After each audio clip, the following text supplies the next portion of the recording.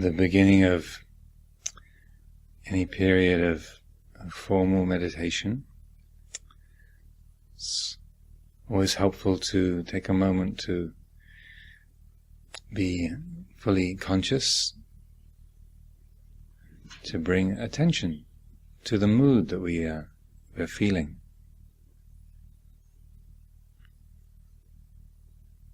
Is there a sense of enthusiasm, tiredness? We're feeling cheerful, depressed, busy, quiet? How is it? There's no right or wrong mood for the mind to experience. But if we don't bring attention to that, to what the tone, the texture of our mood, the attitude is, then unconsciously, invisibly, that affects the whole way that we pick up and work with the meditation. Let us take a moment to look. How is it?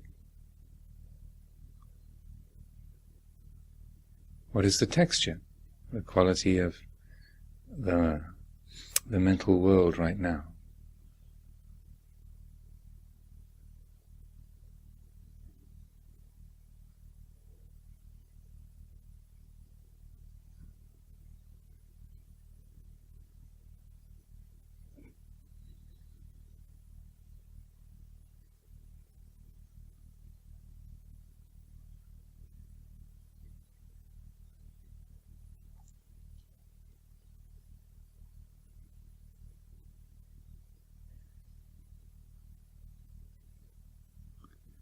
How is the body? Do you feel heavy, light? Warm, cool? Does the body feel comfortable, relaxed? Or are there aches and pains, places of tension? How is it? Again, there's no right or wrong way for the body to be. But if we don't bring attention, if we're not fully conscious of the qualities of the body, that too is going to have its impact on the meditation. So just bringing the qualities, the texture of the mood, feelings of the body into awareness. We're appreciating the material that we're working with. Is the clay soft or hard, wet or dry, cool or warm?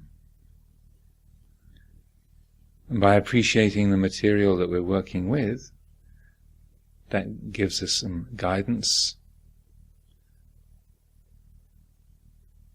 gives support to our own common sense of how to work best with it.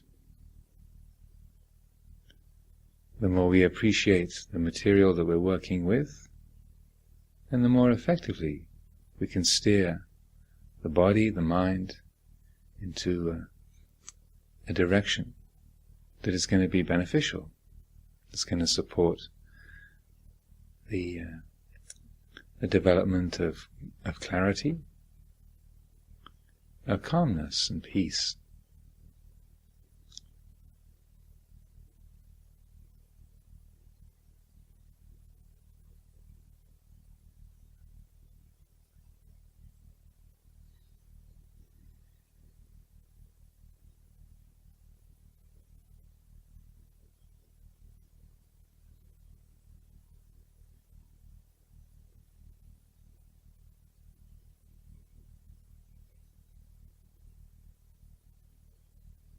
And focusing the attention in the body, feel the presence of your spine.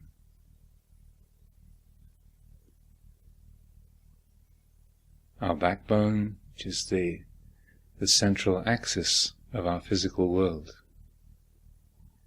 So whether we happen to be sitting on a chair, on the floor, on a stool, bring attention to the spine.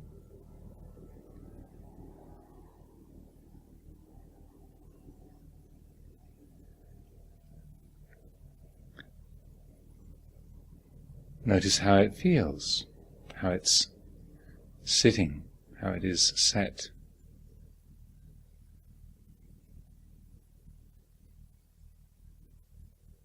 And then consciously let the spine straighten, let it lengthen, invite it to stretch to its full, comfortable, natural extension.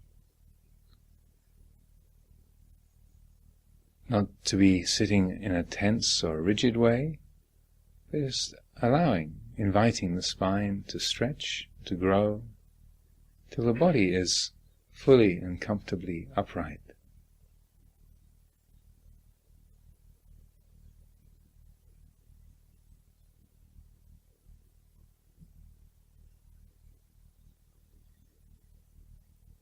And when we invite the spine to stretch, to grow to its full comfortable limit in this way, notice if there's any effect upon the quality of alertness.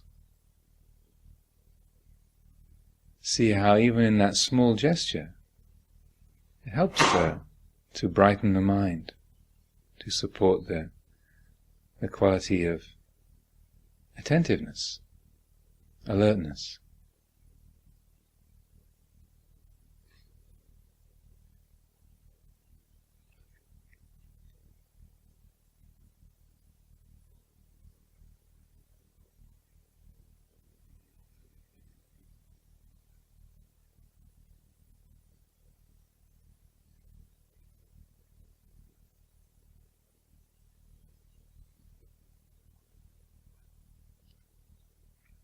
And with the spine as the firm central axis of the body,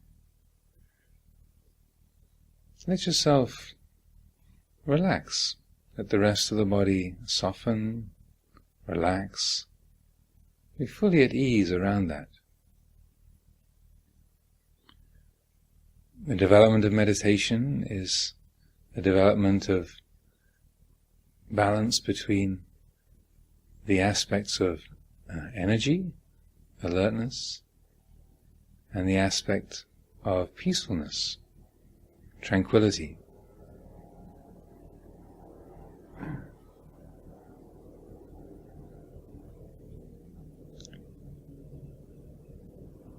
If we want those attributes to be developed and well balanced in the mental realm, that's strongly supported by having those same qualities balanced, clarified, strengthened in our physical world as well. So the straightness of the spine supports the aspect of energy, alertness. And then relaxing the body, letting the body soften, loosen, be at ease around that. This naturally supports the quality of peace, calm, settledness of mind.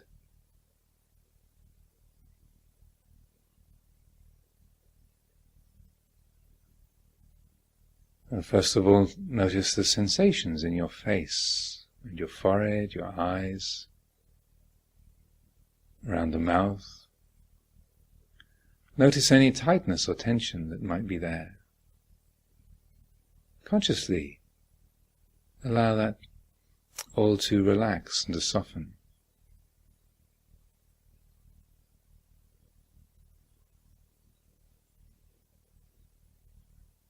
Letting all the small muscles of the face be at ease, free from tension.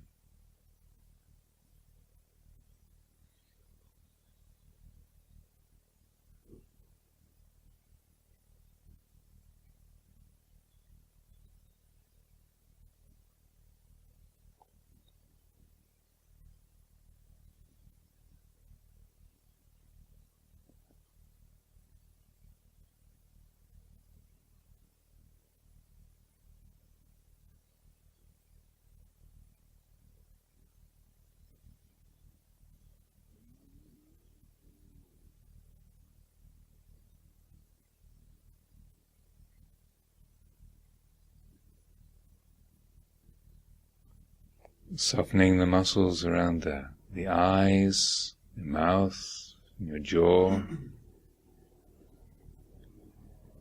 Inviting your whole face to be at ease, free from tension.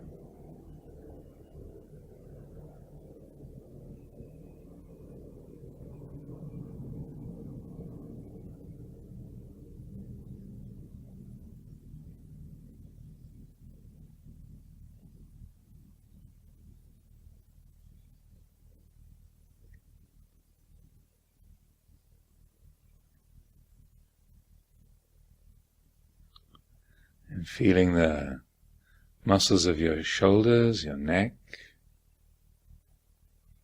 Again, notice how they are being held. And any tightness, any tension there, consciously let that dissolve. Let the muscles relax and loosen. Shoulders drop an inch or two.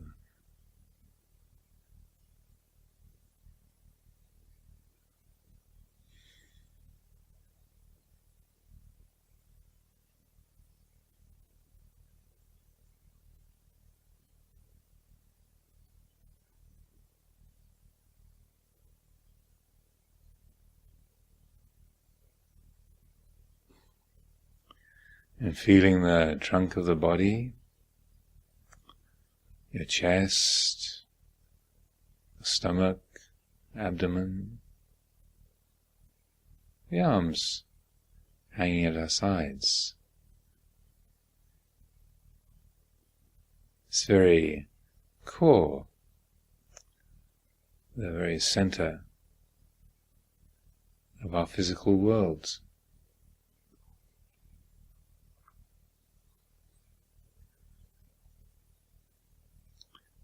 Notice if there's tightness in the chest or the abdomen. Often we sustain an attitude of anxiety, fear and worry about life and the world, ourselves. And this lives as a knot of tension.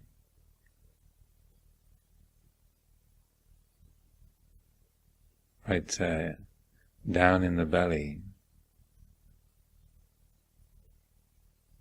Whatever tension, whatever tightness you experience in the chest, stomach, trunk of the body, notice that tightness. Consciously relax, release it. Let it dissolve. There's no need to armor ourselves against the world here. We're in a safe place, amongst good people. The most beautiful and benign of environments. There's nothing to be worried about.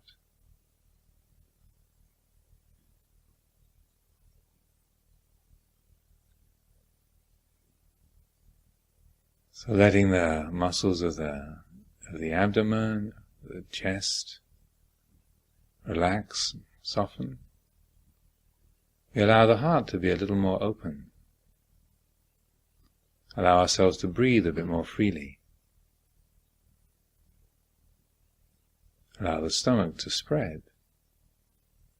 Be free from tension.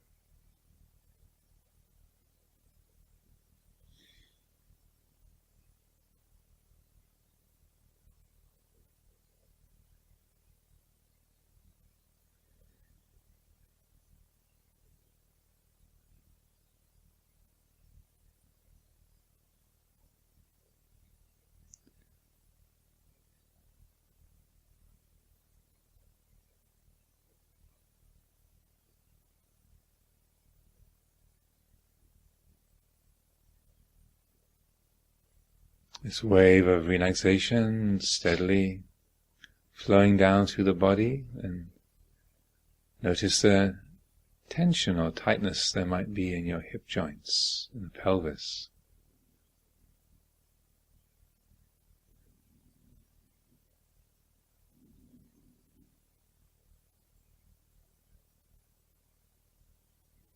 Muscles of the thighs. the knees. Let this whole area soften and relax, be free from tension.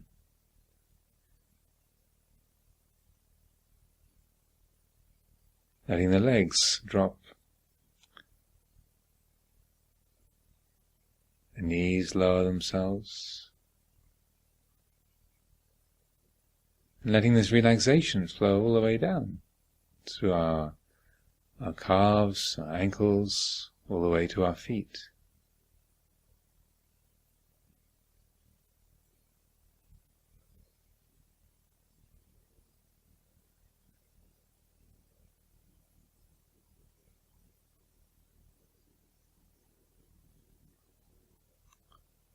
In this way, we're inviting our whole body, our physical being, to be fully at ease, settled, free from tension.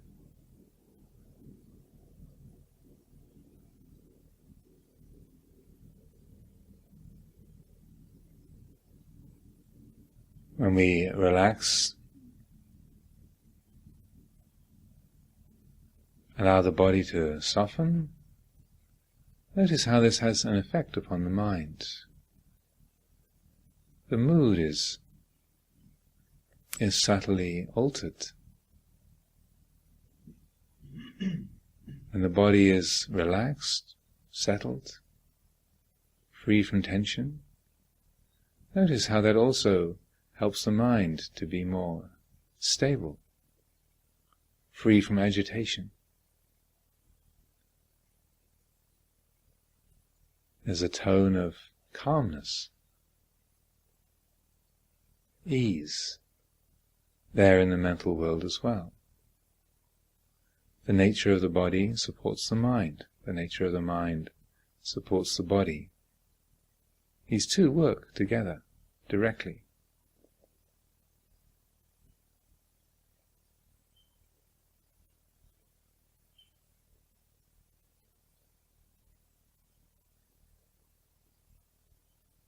So over the next few minutes, just allow your attention to sweep slowly, steadily, up and down through the body. And wherever you notice that any kind of tightness, tension has reasserted itself, in your face or your stomach, shoulders, once again, consciously relax that. If you notice that the body has slumped over, has become listless or heavy, bring attention to that, and to invite the body to be energized, to let the spine lengthen, be more upright, bringing a quality of energy and alertness into the system.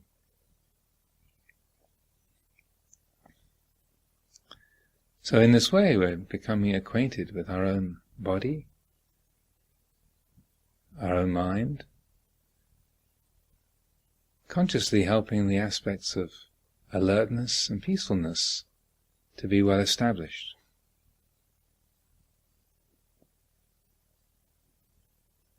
To notice where we're drifting off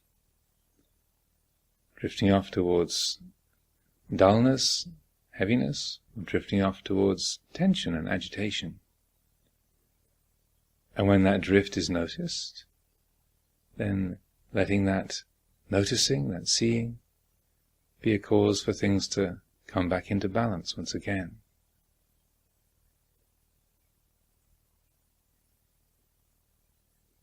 So we're able to find this integration of energy and relaxation, alertness and peacefulness. We're able to get a feel for that and to strengthen that, to establish that within us.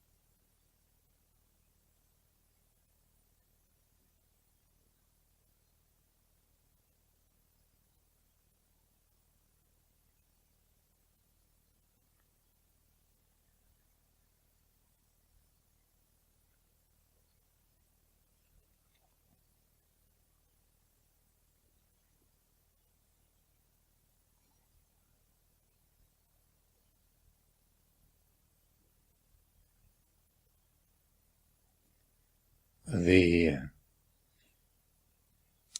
unconscious drift, the drift towards dullness, sleepiness, the drift towards anxiety and agitation.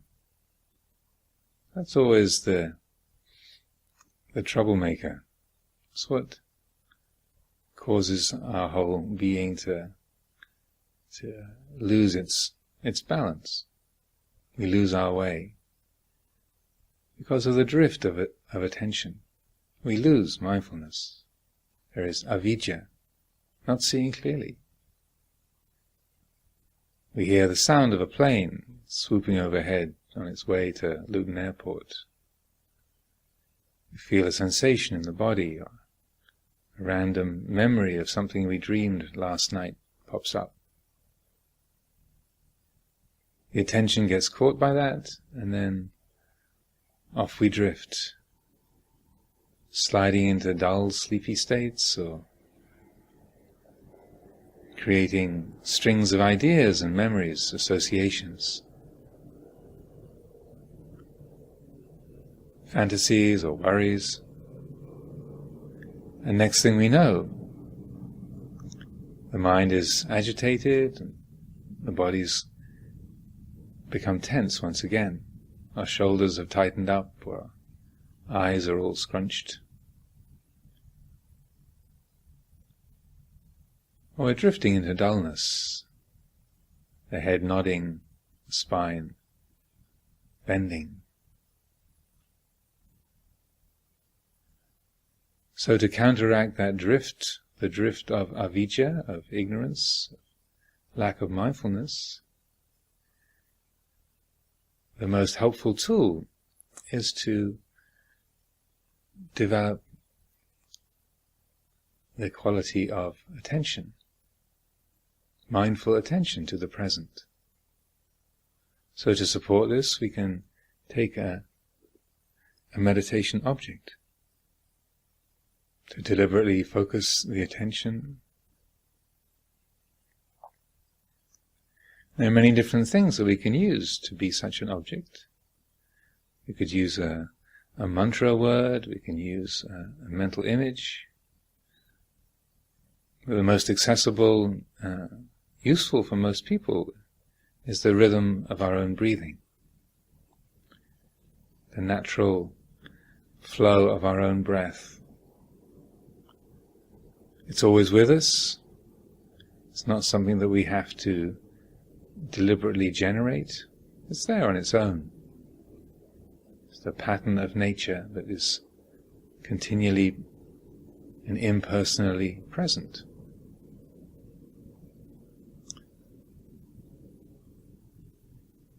So bring your attention to the feeling of your breath.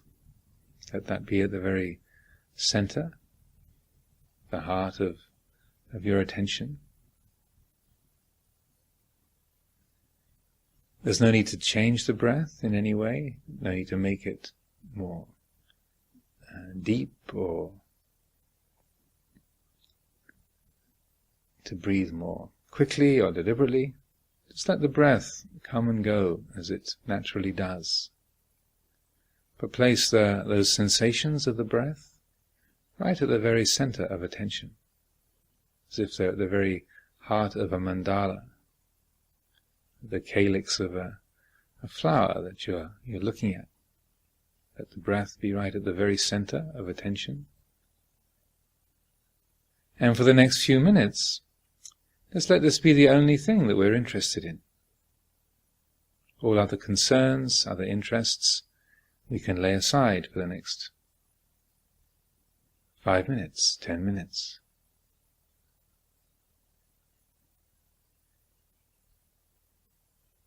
So we use the breath, its rhythm, as a simple reference point, so we can notice the drift. When there is the arising of avidya, when the mind wanders and is not seeing clearly, if we have a clear marker, a clear reference point, then it's that much easier to notice the drift. If there isn't a reference point, then we unconsciously drift more easily. So, bringing attention to the breathing. Let this very simple, natural, plain object be the center of our world. And when you notice that drift has happened, that your attention has been caught by a sound in the room, or a memory, an idea, when that's noticed, very consciously, deliberately let go. Release that thought that the mind has grabbed, or the sound that we're hearing. Let go of that. Bring the attention back to the breath, patiently, firmly.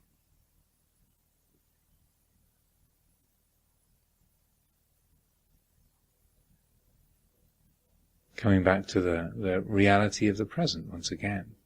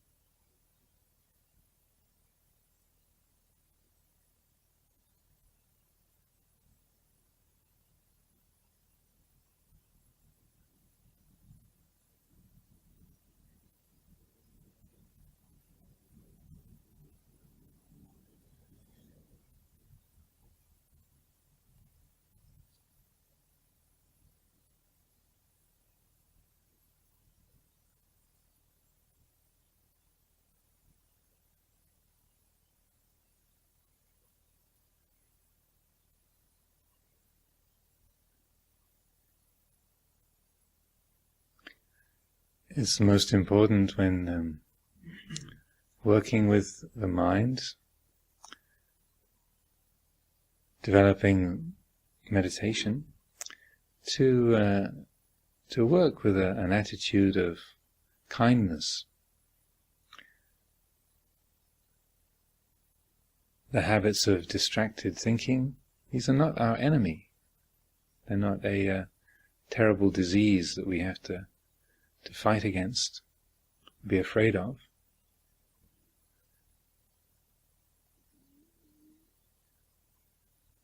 When we're working with the mind's restless nature, or its habits of drifting into dullness or agitation, it's important to work with our own mind, just as we would relate to our own child, to a restless 2-year-old, that you relate with a quality of patience and fundamental kindness, compassion. You're steering the mind, guiding it away from busyness, agitation.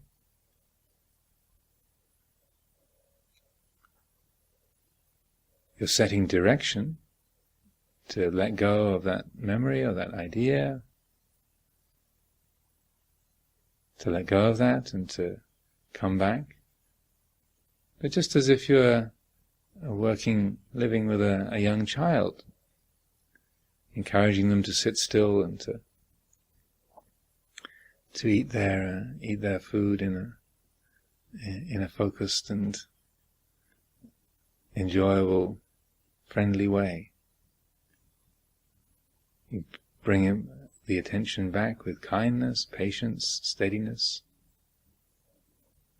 Because you love the child, you care for the child, you want to help them to learn, to develop in a good and wholesome way. If we get upset or angry, if we make the child into our enemy, then everybody loses. We get tense, the child gets upset, there's lots of tears and wailing. It's exactly the same with our mind. If we try to force the mind to be a certain way, we are fearful or aggressive towards its habits, then everybody loses.